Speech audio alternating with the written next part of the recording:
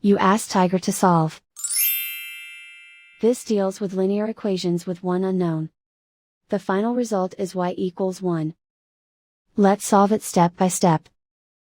Group all constants on the right side of the equation. Add 6/7 to both sides.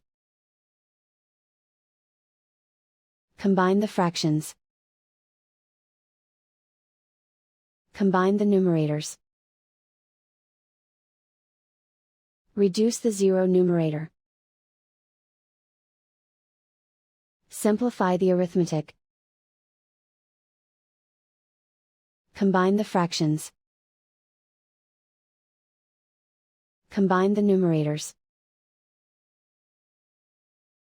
Simplify the fraction.